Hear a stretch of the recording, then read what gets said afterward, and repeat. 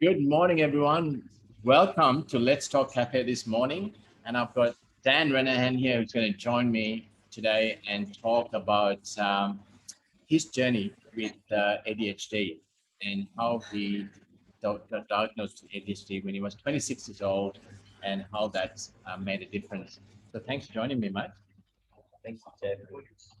Um, Before we start our discussion, Dan, I just want to say we are here at Black Alchemy Cafe on Blackburn, on Blackburn, I guess. Yeah, This is it's the in Blackburn, right near Blackburn Station. Blackburn Station. South Parade. Now, if you're watching from overseas, you're wondering where that is, that's in Melbourne, Australia. Okay. And I tell you what, I'm looking at the menu. I haven't been here before, so thanks for recommending. And I'm looking at the chili scrambled egg. That's my recommendation. And onion, parmesan cheese. Oh, we've got some coffees coming in here as well. Okay, thanks. Just a latte here, thanks. Thank you very much. It's a wonderful cafe. Chili scrambled egg. Highly recommended. Onions, parmesan cheese, broccolini, fried shallots on sourdough toast. Yum. I'm going to have this after our session with Dan. Dan, before we get into our chat, I just want to explain to the people watching this program a little bit about Let's Talk. So Let's Talk is a program and a movement um, that we've been running in workplaces and schools. And it's really two acronyms. Let stands for letting everyone talk safely, which is really the vision of the Let's Talk program. And it's encouraging people to talk about their concerns before they escalate to big issues, including mental illness and also suicide. So today we're going to talk through the four strategies, which is TLK, tell, acknowledge, listen, and keep in touch. Tell when somebody has a concern and start the conversation. And then when they open up, acknowledge them, validate that concern with empathy and gratitude, and then listen to help them externalize that concern and then keep in touch. Now, keep in touch is not just about you keep in touch, but also building the village around them to support them. And we're going to talk to Dan about how he's getting support as he goes through his journey with ADHD. Now, Dan is a support worker for people with a mental disability and is currently studying neuroscience and psychology at Deakin Uni here in Melbourne. And he's also looking to do his PhD in this area. And today, Dan is going to share his story being diagnosed with ADHD at the age of 26, how that has made a big difference to your life. Dan, my question to you is tell us, share with us your story from the time, I guess, you saw some of the telltale signs when you were, I think it was 10 years old, to when you were diagnosed at 26. Well, I guess when I was younger, the telltale signs weren't necessarily red flags for me. They seemed to be certain things which I might have even liked about my personality and were even praised. Because I was very outgoing, had a sort of sense of fearlessness. Yeah. And sometimes my peers would even admire these traits. Yeah. And it wasn't until I was trying to study at university Yeah. that I came across some sort of some difficulties which I noticed other students did not seem to have so much difficulty with. Yeah. And so I noticed a thing about myself which I could not sort of explain. And I had consistently throughout my life, I could see this sort of pervasive sort of difference about myself that I was struggling to sort of control, like most other people. Yeah. And I, because I'm studying psychology, I had actually lectured on the the condition called ADHD, and of course I'd heard about it, but I'd never considered that to be something that I had. Yeah. Because I did not consider myself a hyperactive person. I considered myself more sort of a lethargic person. Yeah. Who found it difficult to get motivated. Yeah. But it turns out there's sort of two forms of ADHD. Often people switch between the two a lot. Yeah. See often girls, mainly they'll be the more inattentive form of ADHD, whereas boys will be more likely to be the hyperactive form. Yeah. Yeah. And but I found myself more towards the inattentive form. Yeah. And so falling asleep in class in high school and things like that. These sorts of things were symptoms that I wasn't aware of at the time. Yeah. But yeah. Fantastic. And you had some incidences when you were younger, some things that you perhaps, looking back, you could say attributed to having ADHD, but at the time, it was just you, right? Just being you. Right. Yeah. It's I was very prone to risk-taking behavior. You would say somebody jumped off something, or did something dangerous, I would want to step it up. Once sort of, I was attracted to that sort of that Challenge. thrill Yeah, yeah, of sort of excitement and sort of shifting my attention to the next big thing all the time. Yeah. I found it very difficult to commit to one thing. Yeah. So in the course of my life, I've had about 30 jobs since I finished high school. Yeah. In about like 10 different professions. yeah, And these sorts of things I eventually had to sort of face. yeah, Sort of go, well, what's going on here? yeah, This isn't sustainable. yeah, How do I overcome this so I can live the life that I want yeah, and I know I can achieve? yeah, So I have the skill set. yeah, It's just there's some sort of drive about me. Yeah. It's constantly yeah, seeking this alternative route. yeah, yeah. So diagnosed at 26, when you're saying that there were some telltale signs when you were young. Yes. Yeah. Did anyone notice it? Did anyone talk to you about it, or did you notice it? Well, the consequences of risk-taking behavior means you can get sometimes in some precarious situations. Yeah. And when I was 10 years old, around the time when my symptoms started becoming more prevalent and could no longer be attributed to just a youthful behavior, I had a head injury because I rode my neighbour's motorised scooter without a helmet for the first time, and I did not listen to his series about how to do the controls. I just got on it and rode. Yeah, yeah, And that led me to concussion. Sure. Unconscious, to the hospital, and after that, any sort of attribution to any sort of abnormal behaviour will some get overridden by it. yeah, It's like, oh, well, is there something wrong with me? Oh, maybe it's that. Yeah. So these sorts of things sort of distracted yeah, us from the actual sort of problem which Yeah. stems before Yeah. this initial. And how did that make you feel at that young age?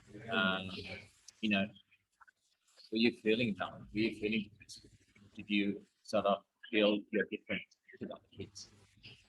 Yeah, definitely. I felt I was different to other kids, but having a head injury almost gave me like an explanation, and not necessarily a very good explanation. Around this time, 2001, Yeah, there was not much research behind neuroplasticity yeah, or anything like that. Yeah. So when somebody was to get any sort of head injury of any kind, it was considered at the time that you were never going to recover. yeah, And you cannot recover. Now science has that Yeah, that is not the case, and people can overcome amazing things. Yeah. Yeah. And regenerate. Yeah. Neurogenesis. Yeah. Yeah. later on, you were mentioning earlier that you also then had a more serious head injury once again. Yes. I think you were in your late teens, early Yeah, I was 20s. 16 years old, Okay. and I was doing very much the same thing. There was a bouncing castle. My friend's little brother had a bouncing castle for his Yeah, birthday, and yeah. after the birthday party was finished, we were deflating it, getting on top of it, and inflating. And then we'd like set up the trampoline next to it, roll it off. It As was, you do. as you do, and yeah, like again, this is considered to be boys will be boys, but I'm sort of my stepping up, Yeah. sort of behavior, that sort of like next big thing led me to riding it like it was the Loch Ness monster, this jumping castle, and I wanted to ride it by the horns, but the way a jumping castle works is it's filled with air, so there's nothing up, it lifts me off. And, yeah, Was a and good landed experience. on my head, Yeah. and that was quite serious. That was I had hemorrhaging. Yeah. Superior frontal gyrus. Yeah, an area closely linked to depression. Yeah. Things like that. Yeah. And did that affect you? Because you also mentioned that you went through a bout of PTSD as well. Yes. Throughout So before you got diagnosed with ADHD. yeah, so in my 20s, constantly trying to sort of step up as fast as I could, like really sort of just trying to sort of make things happen really quickly without sort of creating a solid base for myself, led me to working for people that you probably didn't want to work for. I overlooked the criminal history, and yeah, so I ended up working for people in a motorcycle. And yeah, their rules aren't exactly, they don't apply the same way. And if you're not careful, you can end up in a very dangerous situation. Yeah.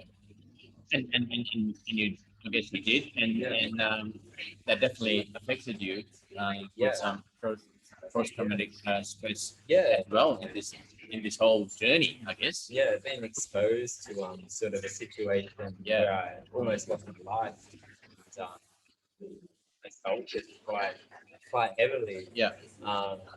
And that that was very difficult to process. Yep. And yeah. So, and it's taken you to 26. So, what happened at the age of 26? What made you actually take that step to go and get some professional help? So I I was studying engineering neuroscience, and we had a lecture on attention deficit hyperactivity, ADHD, and it was very confronting. Yeah. Actually, often I'll sit through these things and I'll note down sorts of symptoms and things like that.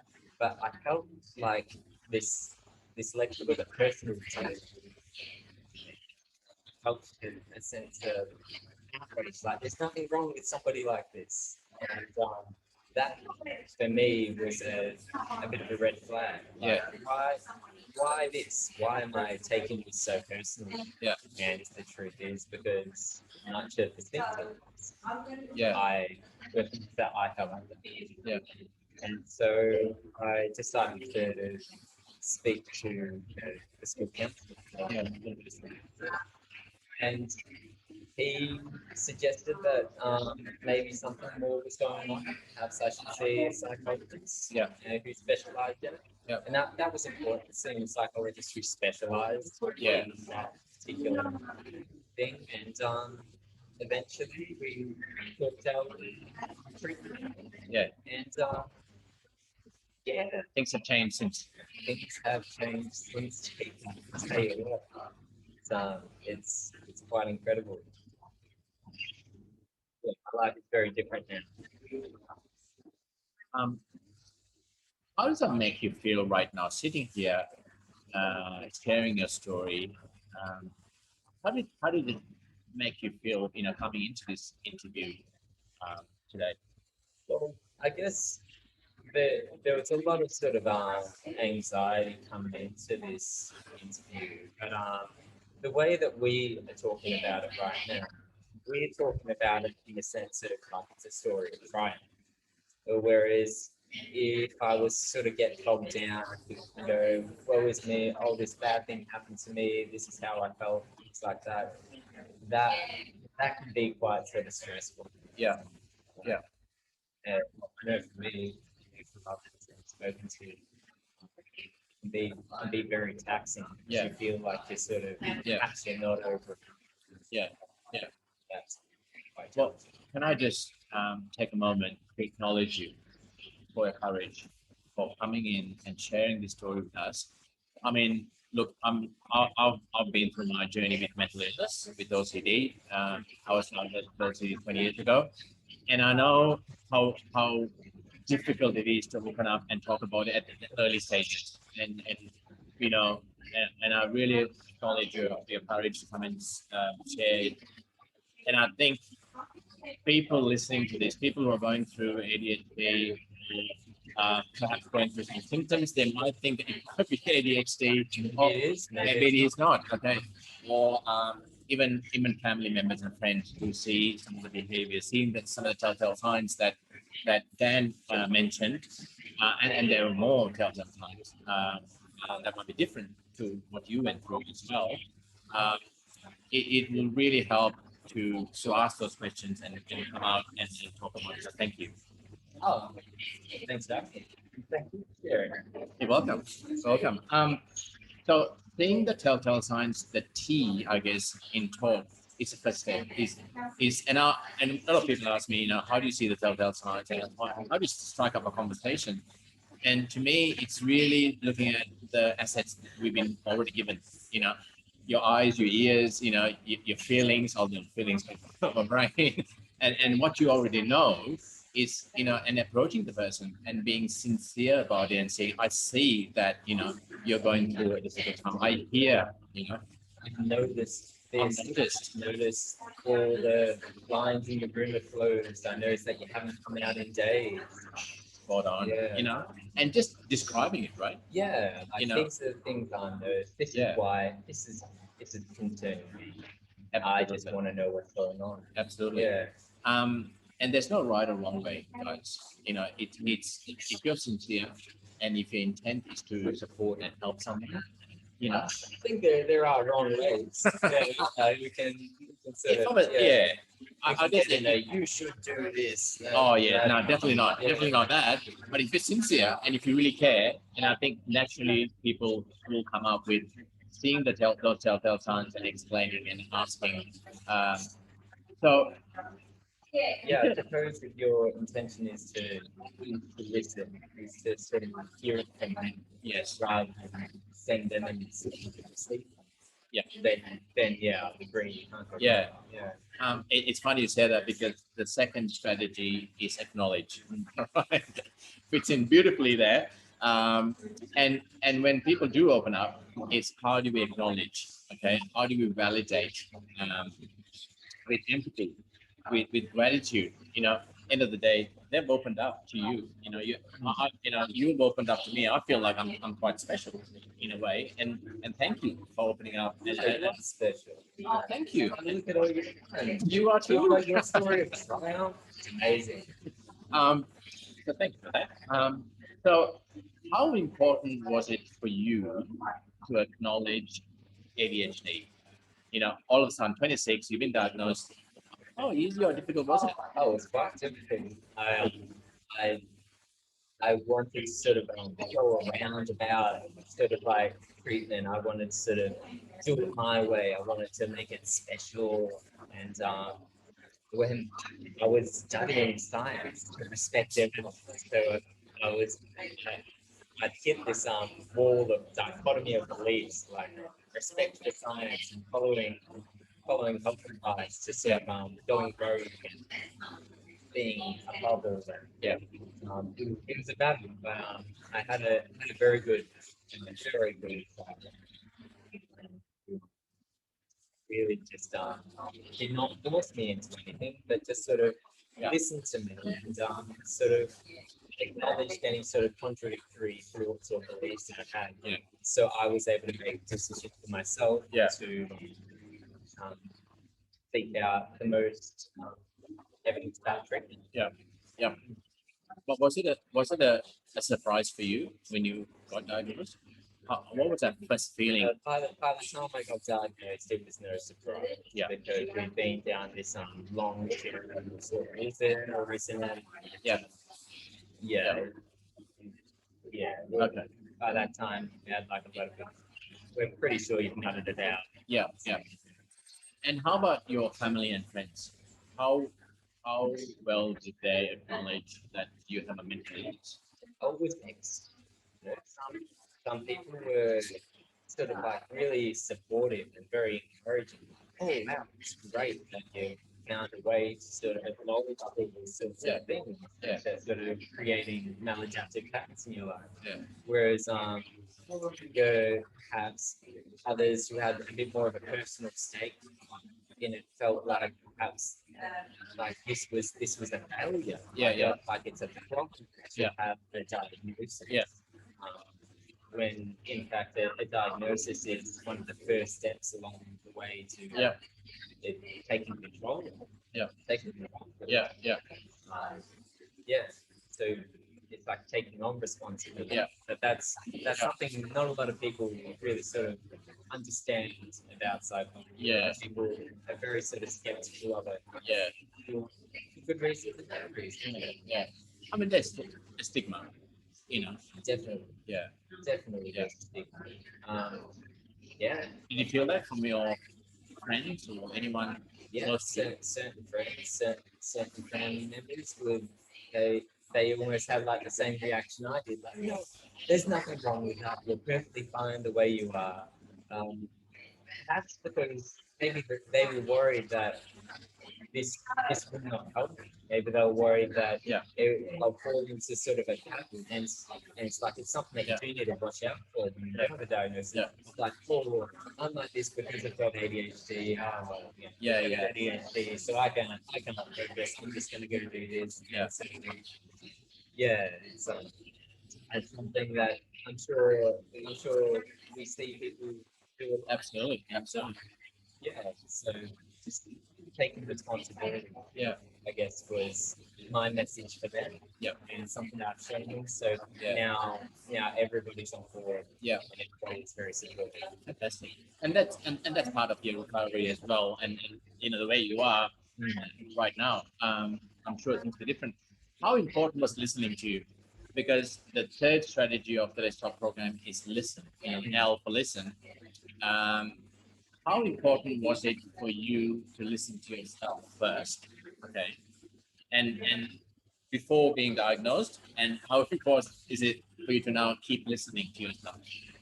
Oh, I think that is actually one of the most fundamentally important things to do in life. Yeah. Is to listen to yourself, listen to your body, listen to your mind, and then accept it, accept what's going on, and then decide on the course of action. Yeah.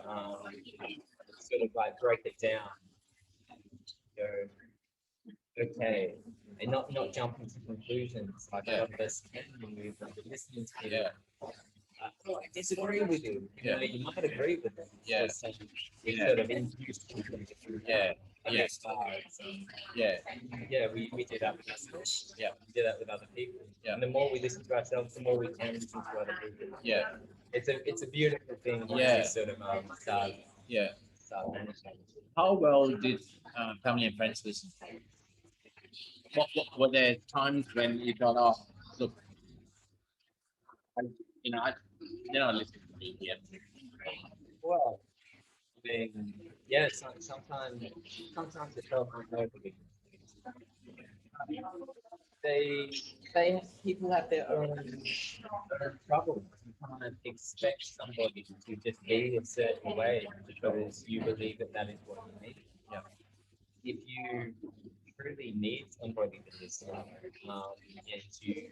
and not the person in your support network, your friends or your family, sometimes everybody's going through a lot of things. Yeah. Then there's services, and the, there's something seeking out a mental health plan or going and bringing up like this mental health plan. Yeah. It's a great And you called service. them, right? You call them. Yeah. And that's pretty much psychotherapy for 20 minutes. It's not quite like Lifeline, which is very sort of crisis sort of avoidance. It's just sort of more active listening. Yeah. Sort of like Yeah. your day-to-day things. I'm struggling with this. It's a great Yeah. service. Yeah. And yeah, Yeah. if you don't know about it, look it up. Yeah. Maybe you can't access mental health services in Australia, but that's free service. For people who are listening to that, what's some of your recommendations to be a better listener? Be a better listener. Put you on the spot there. I suppose it's to be a bit more organized in your Yeah. listening before you go and calming yourself, telling yourself that I want to know what is going on. That I don't know what it is, so I Yeah. can't direct that. Yeah. So there's So a prepare for the conversation, right? prepare. And the way that we can prepare is learning about a technique called active listening. Sure. So active listening is where the other person talks and you are sort of there and you're doing the like you are now, Yeah. like yeah. Yeah. And then Acknowledge when the person that sort of like has a break, take the opportunity to say back to them. What I'm hearing is that you don't feel like you have the energy to get out and you feel like there's no point in doing that until this occurs and then you Reflect their and, feelings. Yeah. and it's important to make sure you phrase it like a question like is that right, because we do not know what is going on in another person's mind, Absolutely. and unless they explicitly state that. And Yeah. you might be like, yes, that is exactly what I'm saying. And that is amazing. Yeah. But what's also really good is, no, that's not what I'm saying. What I'm saying is this, and then you get even closer to that sort of thing. Yeah. Yeah. And that is sort of the basis of a lot of psychotherapeutic intervention, Yes. CBT, all Yeah. of that. Yeah. But that is a very simple thing that we Yeah. can all learn help somebody going through a difficult time. Sometimes we just need to be heard. Awesome. I totally agree with you, Dan. And listening is, look, it's something we need to put effort to do. It's a skill. Unfortunately, we don't get taught in high school about being a great listener. But that's something definitely we need to focus on to help someone. And there's three strategies we use in the Let'sTALK program called the three F's in listening. Okay, the three F's in listening. I'm sure that got your attention. Is ask three questions. Ask three questions on trying to uncover the facts, their feelings, and their fears. Okay, so you could simply ask if you want to uncover some of the facts. You could simply ask, "Tell me what happened." Tell me what happened. It's a simple, open-ended question that helps us to sort of, blow that balloon, I call it, blow that first stage of the balloon. And then, once they've finished telling what happened, how does that make you feel? Feelings, how does that make you feel? And they keep blowing their balloon a bit more. And then, finally you could ask, depending on how the conversation is going, what scares you most about this? Fears. What is their fears? And they might not open up straight away, depending on the relationship. But three questions that will really simplify that everyday people can use to try and get people to blow their balloon. I call it blow their balloon so that they can externalize their feelings. Yeah. Yeah. Yeah. Fear is a big most maybe all influence. Yeah. Fear is an underlying factor. Absolutely. Very difficult. Yeah. Very difficult thing. But I found sometimes when I ask somebody, like, well, what do you hear about? Sure. Sometimes there's fear. Sure. There's a fear of being scared. And so perhaps if somebody's sort of struggling with that, we can sort of accept as sort of like, oh, that would be scary for me. Yeah. Even to That would talk be, about it. yeah. Yeah. Absolutely. And sort of putting the power back in them instead of like, being vulnerable as well Yeah. is a big part. Um, Yeah. not like I am here to help you. That it Absolutely. creates a bit of a Yeah. veil. Yeah. Um, And you know, Dan, vulnerability has a bit of a bit of a stigma in itself. You know, people say, you know, you're vulnerable means you're weak. But if it's a beautiful quote by Brené Brown that she talks about vulnerability, and she says, vulnerability sounds like the truth. It feels like courage. Both truth and courage are not most comfortable, especially if you're feeling down, but they're never a weakness. They're never a weakness. You know, being truthful and being courageous is never a weakness. So being vulnerable is, I see it as a strength. You know, like, it definitely is. The strongest people I know, the most self-assured people, yeah, have have much less fear about their vulnerability. yeah, Yeah, the greatest, strongest, most beautiful people yeah, are people who can accept themselves in their vulnerabilities and their strengths. yeah. Well, I mean, once again, acknowledge your vulnerability. Come in and share your story here And my very strength. openly. You're telling the truth, and you're Yeah. being courageous, right? Yeah, that's it. That's why something like this would be attributed to post-traumatic growth. Yes. So I can come in here and not be completely activated. Yeah. I accept them and I don't regret them. I'm grateful for them because it brought me to where I am. Yeah. And I cannot say that if any of that perhaps if I took away this aspect or that aspect, Yeah. maybe I would not be in such a fortunate position. Yeah. Yeah. And so working yourself into something like that with Yeah. accept who you are. Absolutely. Very important thing. Hey Dan, the fourth strategy in the sub program is keep in touch. K for keep in touch. So we talked about tell, P for tell, acknowledge, L for listen, and K for keep in touch. Talk. They're the four strategies. Now, keep in touch is about how do we support the person, or how do we build the village around them, kind of thing, to support them. Now, while you were going through these experiences and before your diagnosis, what were your support services, and how is it different now that have been diagnosed? Well, my support services are like my support network. Network, yeah. It's sort of like While you were going through this and now. well, the thing about sort of my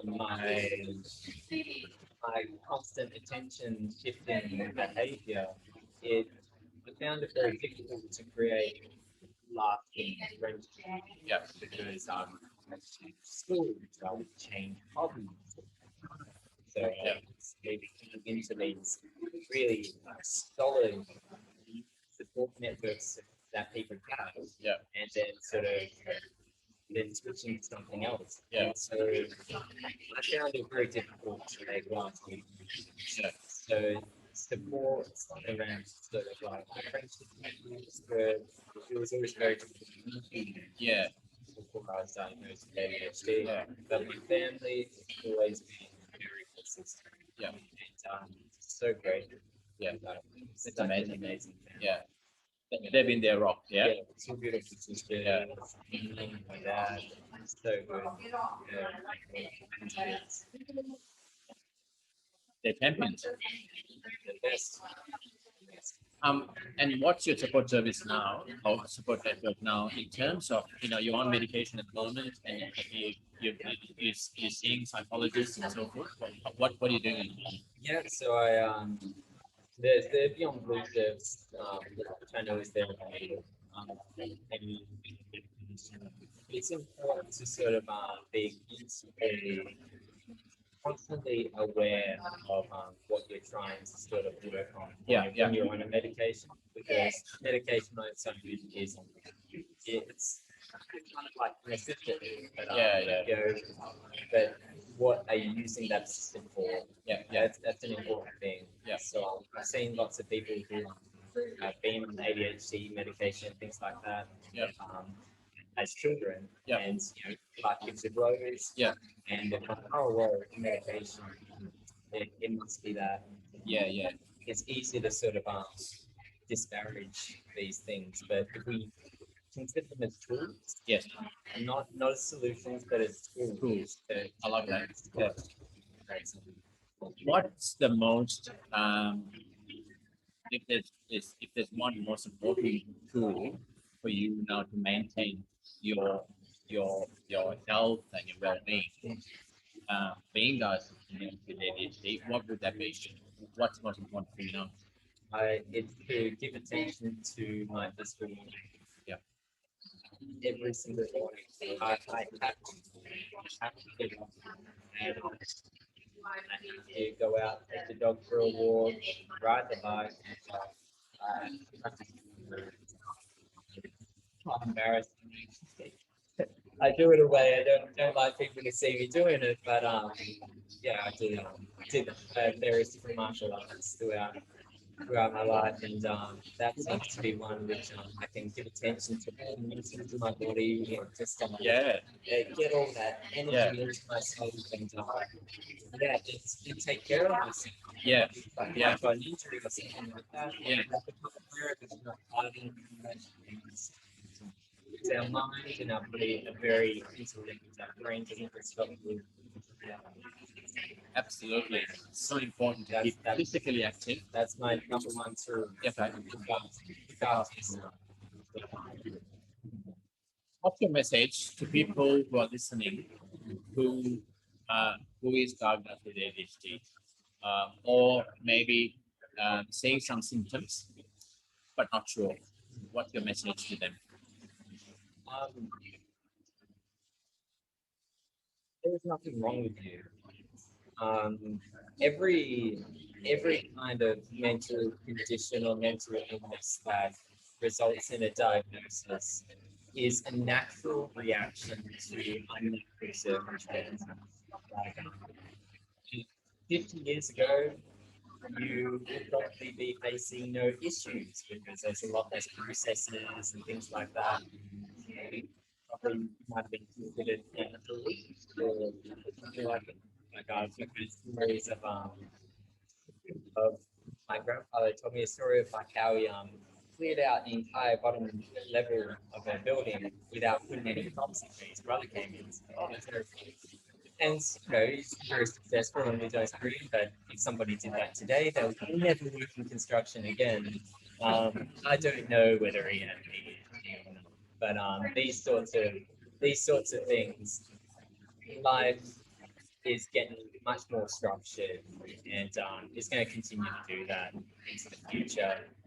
And if you're struggling with that,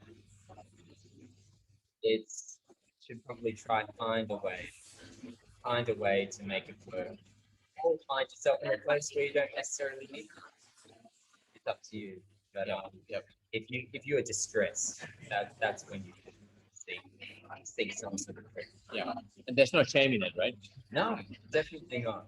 Um, and if you feel like there's an element of shame, any sort of consciousness and GPs and all that kind of old school. Um, sometimes psychologists specialize in a certain area or things like that. You can always find somebody else. You can always find a new psychologist. You can always try something new if things aren't working. And because ultimately, you are the person who controls you. Well said. What's your? I mean, you were fortunate to have wonderful parents, wonderful sisters. Yeah. Um, some people who are listening might not have close family or close friends, or might not be in that situation Yeah, as you have been. very, very fortunate. Um, what's your message to family and friends who are seeing some of the telltale signs of their people with potentially might have ADHD, might not, or living with ADHD? What's your message to family and friends? Well, it would be, I guess it would be your talk acronym. Like, if you are concerned about, what are you concerned about? Talk about, acknowledge what See they're going those telltale through. signs, and Yeah. have And the it's conversation. not in a judgmental way. Work out what's going on. They might have it be under control. Might be doing everything they can. You might be wrong to assume something, so don't. Just talk to them, acknowledge what sort of position they're going through, and just sometimes when you're listening, there may be a bit of a contradictory thing or something like that. You can sort of clarify so you can understand, and that's going to help them understand because we really sort of organize our thoughts when we speak them because we think a million thoughts. Absolutely. When we tend to bring them to words, that's when it sort of becomes our Yeah. so if you can be there for someone and help them talk through what they're going through, sometimes that's all they need. You'll be really surprised. Sometimes just a chat, which you think is a mundane chat, because you can't understand them, can really sort of switch them around. It's a beautiful thing. Yeah. Yeah. Thank you. Um, my last question to you is, how would things have been different if you may had that fall from the scooter when you were 10 years old or 11 years old. Um, if you were diagnosed with ADHD at that point, you know, um, how would your life be different today? Who knows? Who knows? You might be way worse off. I might have had medication, and no, I don't like it. I might have become a great. I might be Prime Minister of Australia. I have absolutely no idea. And yeah, I think sort of embracing that sort of you cannot change the past. There's nothing you can do about it. And if we start going, oh, if only this had happened or only that had happened, it's already on the like, there's no way. There's absolutely no way to change the past. And you might be better, you might be worse. Who knows? Yeah, Who knows? yeah. Yeah, it's not helpful. I love your answer. I love it because it's not about looking. I mean, definitely acknowledge the past. Definitely acknowledge the Yeah. past, but Accept you're it. here. Yeah. Accept it, and it's not easy to accept the past all the time. Yeah. Depending on your circumstances, obviously, but look forward, yeah, and that's what I can see you doing, looking forward, and I see, Not living in the future either. Like, yeah, yeah, there's a great quote that I want to share with you. It's really great. I know I do can't go to it, but it goes the past is history, the future is a mystery, but right now it's a gift. I And love that's it. why they call it the present. Beautiful, beautiful. Mate, Dan, you've been wonderful. It's been, we've really taken a light-hearted approach to this conversation. We're in a cafe, and on a quite serious note, on a serious subject of mental health, and that's really what Let's Talk is all about. Let's Talk Cafe is all about is having those conversations. And I'm so thankful for Dan to sharing his story. Dan, this is going to help lots of people who are watching us, even if they have ADHD or not, or they might know someone. But at least it's some education for people who are listening to this. Yeah, It's like there was a whole heap of problems that yeah, faced, but it's all the same. Yeah. Same message. Absolutely. And your talk acumen is great. Yeah. And it's people here. Thank you. Get the message out there. Thank you. And if you're listening out there and you might be going through a difficult time, please, we ask you to please talk to someone, talk to your family, talk to your friends. And if that's not possible, reach out to the helplines in your area, in your country. If you're in Australia, we've got, Lifeline, we've got Beyond Blue, we've got Kids Helpline. They're there for you. You are not a burden. You are not paying anybody to Yeah. Everybody wants you to do what you want to do. Yes. Yeah. Yes. So please reach out and support someone who's going through a difficult time. See me on the street, talk to me. Talk to you. See, Um, do it. Please do anytime. He'll keep in touch. That's right. And if you want to find out more about the Let's Talk program, please visit our website, letstalkprogram.org, and please share this story with the people you care about. Until next time, keep talking.